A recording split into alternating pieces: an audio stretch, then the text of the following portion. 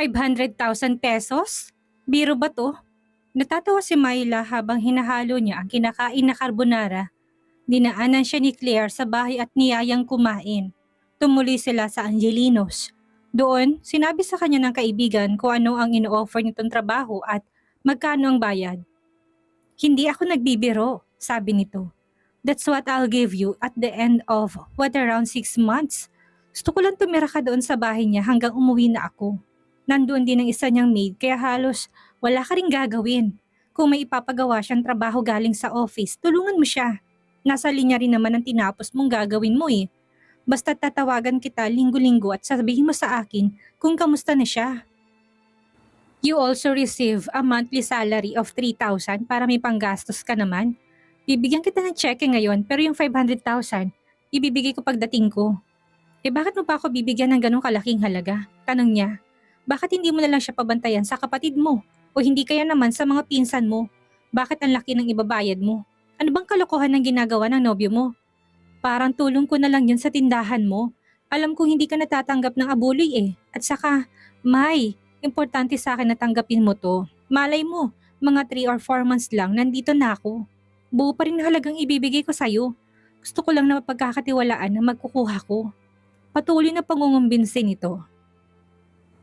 Importante talaga si Andrew sa akin. Maliit na halaga lang yun kung ikukumpara sa pag-aalala ko.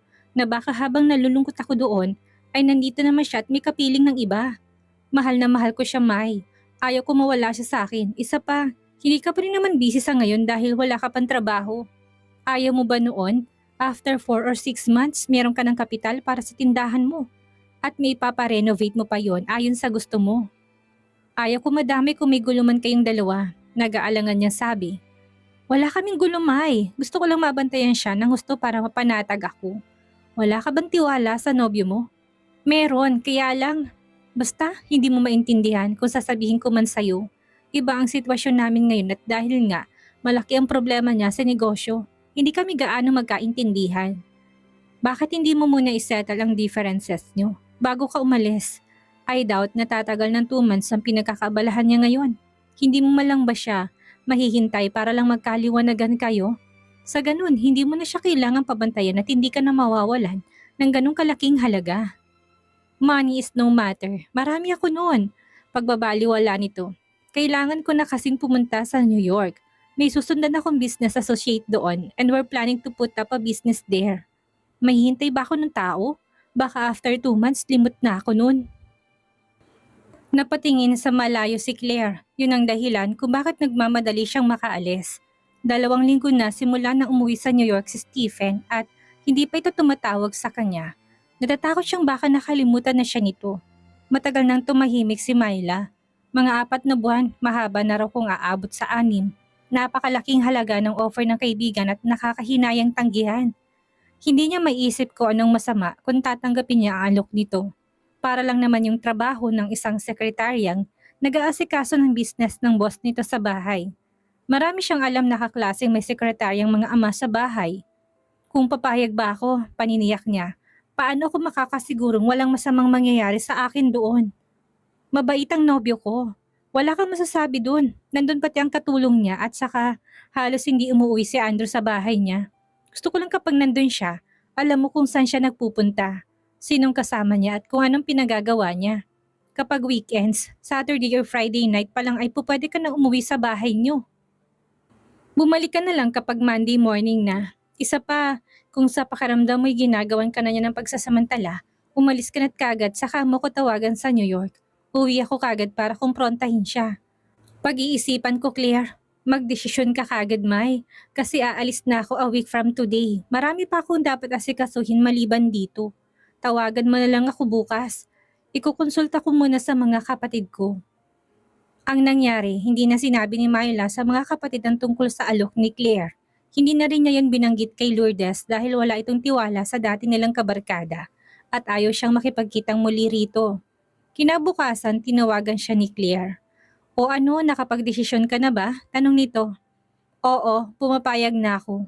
Huwag mo na lang masabi sa mga kapatid ko kay Lourdes, pakiusap niya. Sabihin mo na lang na ginawa mo kong katiwala doon sa townhouse mo habang wala ka dito. Kahit na ano para lang huwag silang magsuspecha. Sige, sasabihin ko na lang na pinatitinan ko sa'yo yung flower plantation namin sa Laguna. Medyo malayo yun pero ayos ng alibay. Isa pang bagay, Claire, kapag nandun na ako sa bahay ng boyfriend mo, huwag mo sanang masasabi sa kanya kung saan ako nakatira, kung anong tinapos ko, etc. Hindi na importanteng magkakilala pa kami ng lubusan. Okay, ganun talagang mangyayari dahil walang intensyon si Claire na ipaalam kay Andrew ang anumang personal impormasyon tungkol kay Myla. Kailan ako magsisimula? Dadalhin kita doon bukas. Hindi na pwede ngayon dahil may gagawin pa. Hihintay na lang kita dito sa umaga. Sige, bye. Nakangising ibinaba ng babae ang telepono. Ha? Ang nagagawa nga naman ng pera. Tiningnan nitong oras at saka nagmamadaling naghinhin. May lakad pa ito kasamang barkada. Kapag weekends ay nandito naman ako, sabi ni Myla sa mga kapatid at saka nandyan si Sylvia para tulungan kayo sa tindahan. Sayang kung hindi ko tatanggapin ito dahil malaki ang sweldo at para makapagbakasyon pa ako. Kung tutuusin nga'y parang pahinga lamang ito dahil nga sa Laguna yon, paliwanag niya. Ate, okay lang sa amin yon. Basta mag-iingat ka lang, sabi ni Susan. Kung hindi ka namin pwedeng tawagan, ikaw na lang ang tumawag sa amin. Sige, hindi porket wala ko rito, pwede na yung pagbabarkada mo ha, sabi niya. Pababantayan ko kayo kay na Mike at Lourdes. Kapag may narinig ako hindi maganda, humanda kayo sa akin. Ate naman, pati ikaw Ruel, may mga nakakarating na balita sa akin madalas ka daw dumalaw kay Christy sa kabilang kalye. Pag-aaral mo na ha? Ayoko may mangyaring hindi maganda dyan. Ate naman kung sermonan ako, para akong bata. Nagpapaalala lang ako, Ruel. Hindi naman ako tutol kung manligaw ka at disenteng babae naman yan si Christy. Ang akin lang, huwag mong pababayaan ang pag-aaral mo. 2 taon na lang at magtatapos ka na. Huwag mong sirain ang magandang oportunidad na may bigay mo sa sarili mo at sa magiging pamilya mo kung hindi ka magmamadali. Opo ate. Sabay na sagot ng dalawa, huminto sina Myla at Claire sa tapat ng isang class na condominium sa Makati. Pagkatapos mag-park ay umakyat sila sa elevator papuntang 7th floor. Pagdating doon, dumiretso sila sa unit ni Andrew. Binuksan ni Claire ang pinto sa pamamagitan ng sariling susi. Pagkapasok ay nagtuloy-tuloy ito sa kwarto ng nobyo. Huminto naman si Myla sa salat na manghang pinagmasdan ang kabuuan ng condominium unit. Kulay puti ang buong unit, kulay moss green na may puting lining ang nakasabit na drapery sa bintana. Kulay itim ang 3 naglalakihang sofa na nababalot ng napakalambot na balat. May akmang itim na center table sa gitna ng mga yon. May halogen lights sa magkabilang gilid ng malaking sofa at sa gilid ng kwarto may receiving table kung saan nakapatong ang cordless telephone at answering machine. Walang maliit na palamuti o figurine sa sala. Sa kabilang gilid ay ang wall unit na kinalalagyan ng isang napakalaking TV, kumpletong set ng component, laser disc player at kung ano-ano pang mamahaling kagamitan para sa paglilibang. Sa isang side pa noon ay walang ibang makikita kundi ang isang malaking dibuho ng isang sikat na makabagong pintor na Pilipino. May glass doors patungo sa terrace sa gilid noon. Ay isa pang kwarto na may malaking pintuan na gawa rin sa salamin. Mula sa kanyang kinatatayuan, nakikita niya may 2 set ng computer doon, 2 printer at isang scanner. May malaking office table at punong-puno ng mga libro ang bookshelves na nagmumula sa sahig hanggang bubong ng silid kung haharap naman siya sa kanan ng bahay. Nasa gilid ng wall unit ang hagdanan papunta sa itaas ng condominium at sa tapat noon ay ang dining room. Yari sa bakal ang dining set na itim din. Puti rin ang pintura ng mga dingding doon. Hindi na niya masilip ang kusina dahil 6:00 pa lang ng umaga, kaya nakapatay pa ang mga ilaw at sarado pa ang kortina. Sa kanyang naaninag parang kulay puti rin ang kusina pero lahat halos ng mga kasangkapan doon ay kulay itim. Ibinalik niya ang tingin sa sala at umupo na sa sofa. Nagulat sa lambot noon. Para siyang bata na tumaas baba doon, napangiti tuloy siya.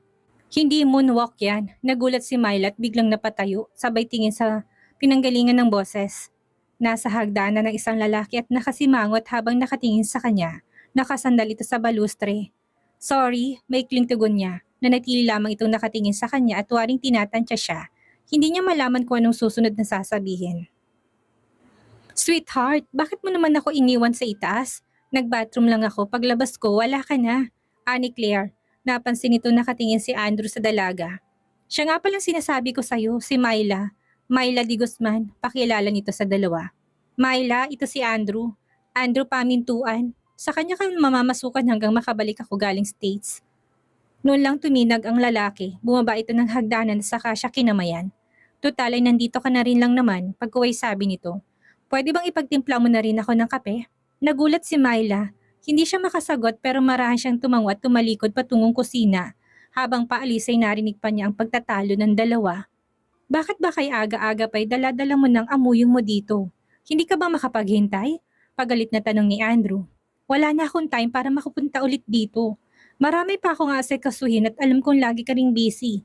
Pagkatapos niya magtimpla ng kape, aalis na rin kami. Pupunta pa ako sa designer ko at may kukunin akong damit doon. Yun lamang ang narinig ni Myla at naharating na siya sa kusina. Kinanat niya ang ilaw at binuksan iyon. Puti ang tiles ng kitchen pero ang cupboards, cabinet at lababo ay itim. Nataranta siya. Saan niya hahanapin ang mga asukal at kape? Nasaan ang pakuluan ng tubig? Ano bang inilalagay ni Andrew sa kape nito? Gatas ba o cream? Sa puntong iyon, hindi na siya nagdalawang isip. Matapos ang unang pagkabigla, lumakas ang kanyang loob para bumalik sa sala at magtanong sa bagong amo. Excuse me, simula niya. Itatanong ko lang kung nasan yung pakuluan niyo. Nasa cupboard, sa taas ng sink. Iritadong sagot ni Andrew na nakaupo sa sofa. Nakita niya nakasimangot din si Claire. Hindi niya gaanong narinig ang sinagot sa kanya kaya napilitan tuloy siyang lumapit dito ng gusto. Titingnan na rin niya ng mabuting mukha ng lalaki. Medyo madilim sa sala nang una niya itong makita. Ngayon ay nabuksan ng mga ilaw. Humakbang siya palapit dito. Sir, tawag niya. Ngunit hindi na naituloy ang nais sabihin. Marami na siyang nakitang gwapong lalaki, pati nang may mga dating pero wala rin sa nakikita at nadarama niya ng sandaling iyon.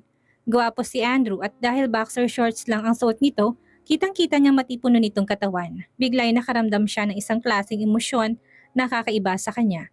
Hindi siya makatinag, saka lamang siya natauhan na marinig ang matigas nitong tinig. Ang sabi ko, Myla, nasa loob ng cupboard sa taas ng sink. Lalagyan mo na lang yun ng tubig at ipa-plug mo diretso sa 110 volts. Hintayin mo umilaw yung green light at ibig sabihin kumukulo na yon. Sa gilid ng toaster nandoon ang coffee set. Ayaw ko ng cream. Gusto ko yung milk na nandoon sa loob ng ref. May tanong ka pa? O wala na. Thank you. Tugon niya at halos patakbong bumalik sa kusina. Pagdating doon napasandal siya sa refrigerator. Nakaramdam siya ng panghihina. Malakas ang kabog ng kanyang dibdib.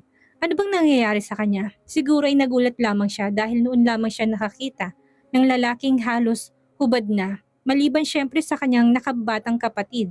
Naalala niyang dapat gawin kaya kahit nakakaramdam pa ng konting panghihina, pinilit niyang abutin ng pakuluan. Pagbalik ng sala ay may dala-dala na siyang isang tray na may 2 tasa ng kape. Pagkatapos yon ibaba sa mesa ay nanatili siyang nakatayo. Ayaw ko magkape, Andrew, sabi ni Claire. Hindi na rin kami magtatagal at may dadaanan pa ako bago pumunta sa dress shop. Idinaan ko lang si Myla para alam na niyang papunta rito pagbalik niya sa Monday. Tatawagan na lang kita mamaya para i-confirm ang dinner natin mamayang gabi. Aalis na kami. Tumayo ng babae at pumunta sa pintuan kasunod si Myla. Hinatid na sila ni Andrew hanggang sa elevator. Pumunta ka na lang dito sa Monday, ganitong oras din. Baling ng babae sa kanya nang nasa labas na sila ng condominium. Pagpasensyahan mo na si Andrew kanina. 3 o'clock na madaling araw na siya nakauwi dahil may gulo ngayon sa kumpanya nila. Halos wala na nga siyang time para sa akin eh. Pero mabait yun, you'll get used to him. Tango lang ang sinagot niya. Ihahatid na lang kita sa bus stop. May importante pa kasi akong dadaanan sa Ayala Avenue. Okay lang ba kung ibababa kita doon? Tumango siya ulit. Tahimik lang silang dalawa hanggang sa makarating sa bus stop. Bumaba na siya doon. Sige Claire, happy trip. Tawagan mo na lang ako para makabalita ka. Sige, alagaan mo si Andrew, okay? Tumango siya. Pinaandar na nito ang kotse. Naiwan siyang nakatayo sa sidewalk habang tinatanaw ito ng tingin. Kaagad siyang sumakay ng bus. Magulong isip niya. Kung napahiya siya sa pagtrato ni Andrew sa kanya, galit na siya ngayon. Anong karapatan nitong utos-utusan siya? Napakabastos nito. Sa isang banda, parte yun ng trabahong pinapagawa sa kanya ni Claire. At sa laki ng ibabayad nito, hindi na siya magtataka. Mahihirapan pala talaga siya. Ang hindi niya maintindihan ay ang reaksyon ng kanyang katawan kay Andrew. Pinilig niya ang ulo, pinalis ang lalaki sa isipan. Ang bilis mo naman, hindi ba't sa Laguna ka nagpunta ate? Takang tanong ni Rowel. Ha? Naguguluhang sabi ni Myla. Oo nga pala, dapat ay hindi pa siya umuwi pero nawala na yun sa isip niya. Dala ng pagkalito. May tumawag kay Claire sa opisina nila, pag-iimbento niya. May emergency daw. Ibinaba na lang niya ako sa Makati, tumuli siya sa opisina. Sa Monday, dediretso na lang ako sa Laguna. At papaano ka pupunta doon? Alam mo ba kung saan ang flower plantation? Takang tanong ng kapatid. Pupunta na lang ako sa opisina nila at may maghahatid na raw sa akin papunta doon. Sasabay na lang ako sa mga empleyadong isine-shuttle papunta doon sa plantation. Sasabay na lang daw ako sa mga yon. May mga empleyado na pala siya. Bakit ka pa kinuha? Hindi ko nga rin alam eh. Inis niyang tugon. Siguro gusto lang niyang panatag ang kalooban niya habang wala siya dito. Hay naku Roel, ang dami mong tanong.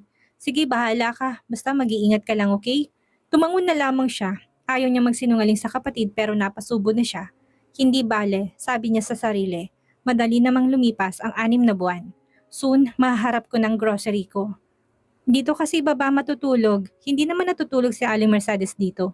Baka mamaya may pagdala na kita ng trabaho galing opisina. Kahit mag-encode ka lang para sa akin, marunong ka bang gumamit ng computer?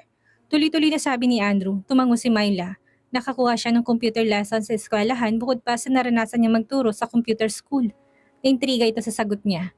Ang alam nito ay laking probinsya siya. Talaga? Talagang ano? Marunong kang gumamit ng computer? Oo naman, nakapagturo pa nga ako noon sa computer school. Inis niyang sagot. Magkaliwanagan nga tayo, Myla. Paano ba nakilala si Claire? Ha? Patay, ang taray mo kasi, sisi niya sa sarili. Naging katiwala nila noon ng mga magulang ko sa probinsya. Matagal na yon at nang makita ko ni Claire nung nakaraang buwan, inalok nga niya sa akin ng trabahong to. Hindi ko naman siya matanggihan at saka kailangan ko rin ng pera. Pansamantala lang naman ito eh. Nagmamadali niyang sagot. Sa probinsya ka ba lumaki? Ayaw kong pag-usapan ng tungkol sa akin. Parte yan ng kasunduan namin ni Claire. Wala akong responsibilidad na magpaliwanag sa'yo ng kahit na ano. Tama, sa akin ka lang naman titira at maghapon ka lang naman dito sa bahay ko. Sarkastikong sabi nito. Pinalalabas mo bang bala kong looban tong bahay mo? Galit niyang tanong. Natigilan si Andrew, napatingin sa dalaga. Namumulang mga pisngi ng huli sa galit. Parang noon lamang niya napansin na napakaganda nito sa kabila ng pagiging simple. Balingkinita ng katawan nito at napakakinis ng balat. Kumihingal ito at hindi niya maiwasan ang mapatingin sa dibdib nitong tumataas baba. Murang-mura ang katawan nito. May kung anong damdamin nagtutulak sa kanyang yakapin to. Pinigil niya ang sarili. Madali naman akong kausapin. Putol ni Myla sa pag-iisip niya. Aalis ako kung ayaw mo ko dito. Pero wag mong pagbibintangang magnanakaw ako. Nangingilid ng luha sa mga mata nito. Hindi kumibo ang lalaki. Nainis siya kay Claire dahil alam niyang pinababantayan siya nito. At napakaganda pa na magbabantay sa kanya. Pagod siya dahil halos magdamag siyang hindi nakatulog sa kakaisip doon. Nakaramdam siya ng pagkapahiya sa sarili. Hindi kasalanan ni Myla kung ito man ang napili ng nobya niya. Kung hindi ito, siguradong may ibang makukuha ang babae. I'm sorry, pagkuway hingi niya ng paumanhin.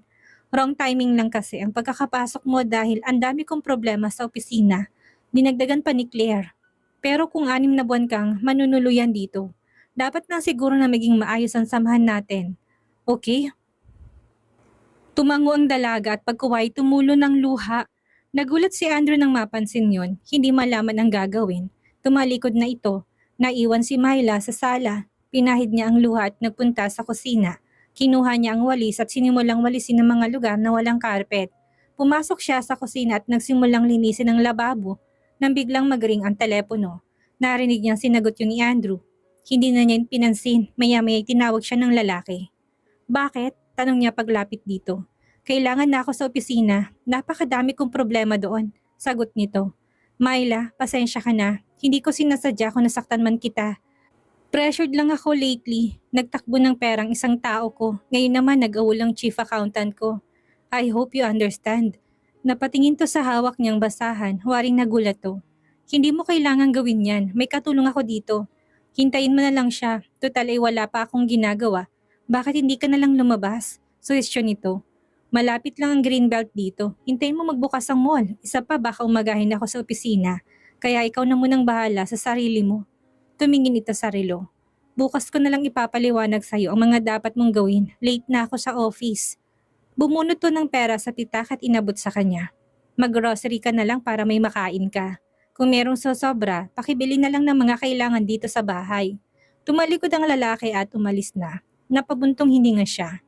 Marami palang problema ang nobyo ni Claire, naisip niya. Bakit hindi man lang ito damayan ng babae? Nang pinaparunggitan siya ni Andrew ay parang gusto na niya itong layasan. Pero ngayong medyo napaliwanagan na siya ay parang naintindihan na niya ang sitwasyon nito. Nataranta rin siya ng gano'n noong kamamatay ng kanilang mga magulang. Lagi ring mainit ang ulo niya noon. Hindi niya maalis sa isip niya sana ibang babae na lamang ang nobya nito. Yung maintindihan at dadamayan to. Tulad ko, nabigla si Myla sa tinakbo ng utak. Umiling-iling na lamang siya at bumalik na sa kusina upang ipagpatuloy ang ginagawa. Nasabi nga sa akin ni Andrew na may titira nga daw ditong pinapapisan ni Miss Claire. Ikaw pala yon? Nakangiting bungad ni Aling Mercedes. Magandang araw ho. Bati ni Myla. Medyo may katabaan ng babaeng katulong na sa tansya niya ay 40 years old na. Lagi itong nakangiti at simula nang dumating ito ng mga alas 10 ay wala na itong tigil sa kakasalita. Sa halip na mainis ay natutuwa siya at hindi siya nag-iisa sa bahay. Naku Myla, huwag ka nga naglilinis dito sa bahay. Trabaho ko to, huwag mo nang bawasan at kakaunti na lang. Mamaya, mawawalan pa ako ng trabaho, nakangiting sabi ng katulong. Hindi naman ho, wala lang ho akong ginagawa kanina. Hayaan niyo kapag dumating na ang mga inuuwing trabaho ni Andrew. Hindi ko na kayo gagambalain, nakangiting sabi niya. Aling Mercedes, gaano na po kayo katagal na naninilbihan sa kanya? Pagkuwan ay tanong niya. Naku, magsimula akong mamasukan sa kanila noong 11 anyos pa lang ako. Sa probinsya pa yun at doon pa ako sa mga magulang niya naninilbihan. 8 taon ako sa kanila hanggang mapangasawa ko si Loloy, yung family driver nila. Sa Cavite na kami namimirmihan ngayon at may 2 taon na ako dito kay Andrew. Patuloy nito, nakikisabay ako sa anak ko may sasakyan papunta rito at pauwi sa amin. Dito rin kasi sa Makati ang trabaho niya, kaya gustuhin ko mang lutuan si Andrew. Hindi ko magawa, bago niya makain ang niluto ko yung lutatay na ito. Sayang lang, ano bang ugali ni Andrew? Naku, mabait yan. Aburido nga lang lagi dahil siguro marami problema sa trabaho. Lalo pang lumala na maging nobya niya si Claire. Mas madalas pa sa hindi pag-aaway nila. Marami pa sana siyang gustong itanong sa kausap ngunit nahihiya siya na baka isipin nitong masyado siyang mausisa. Alam mo ba ang pamilya nila ang nagpapaaral sa mga anak ko? Tanong nito. At hanggang ngayon, si Andrew pa rin ang gumagastos para sa bunso kong anak. Makikilala mo rin siya pag nagtagal. Ikaw rin na mismo magsasabi na kakaibang ugali niya. Ang bait niyang bata. Alas 11 na ng gabi ay wala pa si Andrew. Nagpa siyang maghintay si Myla sa sala. Tutal ay nakatulog siya ng tanghalian at hindi pa dalawin ng antok. Nakapagluto na siya ng hapunan nila. Namalengke siya ng tanghalian. Yun at nagluto ng sinigang na baboy. Namili na rin siya ng prutas, juice at pang-almusal nila sa kinabukasan. Nagbabasa siya ng isa sa mga libro ng lalaki na nakuha niya sa computer room nang marinig niyang bumukas ang clock ng pinto. Napatingin si Andrew sa kanya kahit na pagod na ito ay hindi nito maiwasang humanga sa ganda ng dalagang kaharap. Nakasuot lamang siya ng ternong blouse at shorts. Nakatali ang kanyang mahabang buhok. Hinihintay mo ba ako para malaman kung nakainom ako? Nagulat siya sa sinabi nito. Hindi malaman kung nagbibiro ito o seryoso. Nawala ngiti niya. Nakatulog kasi ako kaninang tanghali, sagot niya. Hindi pa ako inaantok kaya hinintay ko na lang pagdating mo. Tumango ito at ibinaba ang itim na leather attache case sa gilid ng sofa. Lumapit sa telepono at mukhang may hinahanap doon. Myla, nakita mo ba yung listahan ng phone numbers ng fast food deliveries dito? Nakita ko, tinago ko doon sa loob ng malaking phone book sa ilalim ng drawer. Bakit? Mag-order ka ba ng pagkain? Oo sana, hindi na ako nakakain sa opisina. Dahil nag-meeting kami ng mga tao at inabot kami ng 10:30. Ikaw ba'y kumain na? Nagluto ako. Kung gusto mo tikman mo na lang muna yon. Nagluto kasi ako para sa dalawa. Kung ayaw mo ng lasa, pwede ka naman magpa-deliver, hindi ba? Hindi umimik si Andrew. Nagulat to sa nalaman dahil si Aling Mercedes ay hindi to pinagluluto. Sige, maghain ka na. Magpapalit lang ako ng damit ko. Umakyat nga ito papunta sa kwarto. Nagtuloy siya sa kusina at saka inilagay sa microwave, oven ang ulam. Pagkatapos, sinanda niya ang mesa. Masarap ha, komento ng lalaki nang kumakain na sila. Kanino ka natuto magluto? Tinuruan ako ng inay ko. Magaling kasing magluto yun eh. Tumangutango lamang ito at pinagpatuloy ang pagkain. Nang matapos to, kinuha niya mula sa refrigerator ang strawberries na nilagyan ng all-purpose cream. Tumaas ang kilay nito tuwaring magtatanong ang mga mata. Gumawa ako ng dessert, matamis naman ang mga nakuha kong strawberries kaya masarap kainin, paliwanag niya. Uminom ito ng orange juice at sumubo na rin ng strawberries. Patikim-tikim lang ito noong una hanggang sa maubos yun. At least, alam ko na gustuhan mong inihanda ako, sabi niya. Tumingin silang dalawa sa ubos ng kanin, ulam at pati ng bowl na pinaglagyan ng strawberries. Walang laman ang lahat ng iyon, natawa silang dalawa. Thank you, nakangiting sabi nito. Alam mo, hindi ako nakakakain ng lutong bahay kung hindi rin lang ako naimbitahan na mga kaibigan kong kumain sa bahay nila. Ang sarap ng niluto mo. Hayaan mo, bukas ay pagluluto kita ulit para hindi ka nakakain ng fast food delivery. Nagsindito ng sigarilyo habang nagsimula na siyang magligpit ng pinagkainan. Hindi maawari ni Andrew pero simula nang magsarili siya, noon lang siya nakaramdam ng hindi maipaliwanag na contentment. Tinitigan niya ang dalaga na noon ay nakatalikod sa kanya. Ang presence ba nito sa bahay niya ang dahilan? Bakit hindi mo nalang iwan yan? Sabi ng lalaki. Si Aling Mercedes ang maghuhugas ng mga yan bukas. Kaunti lang ito at saka ilalagay lang naman ito dito sa dishwashers at okay na. Hindi ka pa ba matutulog? Hindi pa ako gaanong inaantok. Ikaw ang magpahinga na. Tugon ng dalaga na may maalala. May naiuwi ka bang trabaho para sa akin? Baling niya rito. Oo nga pala, may papa-encode ako sa'yo. Wala kasing chief accountant ko. Hindi ba wala rin yung isang salesman nyo? Kaya nga nahihirapan kaming ma-determine kung magkano nawawala dahil hindi namin ma-account. Ito namang chief accountant namin nagtanon pala. Tsk, ang pag-ibig talaga no? Nailing nitong sabi. Sino ngayon ang gumagawa ng trabaho niya? Ako, hindi ko pa man din gaanong alam yun at pinagtutulungan lang namin. Isa pa, inuwi ko rin yung libro ng opisina. Napakagulo. Yung chief accountant lang yatang nakakaintindi nun. Pakitignan na rin at kung maintindihan mo yung mga isinulat niya, paki-encode na rin. Kaya kapag ginabi, nag-meeting pa kami ng corporate lawyer namin at ng staff ko. Nakipag-usap pa kami sa pulis. Magpa-file kami ng kaso laban sa salesman ko. Nabubisit ako at nagkasabay-sabay pa ngayon ng mga problema. Minasahe ni Andrew ang batok, halatang pagod na ito. Magpahinga ka na, susog niya. Nasaan ba yung mga trabaho? Kukunin ko na para bukas, hindi ka na magmadali sa pagbigay sa akin nun. Kunin mo na lang sa loob ng attache case ko. 2 makapal na long envelope yon. Nakasulat ang pangalan mo doon. Okay, thank you sa hapunan. Isa pa, pasensya ka na talaga kanina. Mainit lang ang ulo ko. Tumango lang siya. Gusto sana niyang sabihin na tutulungan niya ito sa pagbabalanse ng mga libro dahil yun ang kanyang linya pero pinigilan niya ang sarili. Nang matapos sa paninigarilyo ay tumayo na ito at nagpaalam na pupunta sa study room. Nakakalahating oras na si Andrew sa pag-aaral ng libro nang mapansing bukas pa rin ang ilaw sa kusina. Nagtaka ito at kaagad na lumabas ng silid. Nagkasalubong sila ni Myla sa komedor. May daladalang tray ng sandwich, gatas at isang bowl ng prutas ang dalaga. Anong ginagawa mo? Takang tanong nito at dagling kinuha ng tray mula sa kanya. Iginawa kita ng sandwiches at saka nagtimpla ako ng gatas para may makain ka. Habang nagtatrabaho, ilang araw ka na yatang puyat? Napatingin ito sa kanya. Talaga bang sanay ka sa ganitong trabaho? Ako? Hindi. Katunayan hindi lang ako makatanggi kay Claire. Sanay lang akong mag-alaga ng mga nagpupuyat dahil panganay ako sa aming magkakapatid.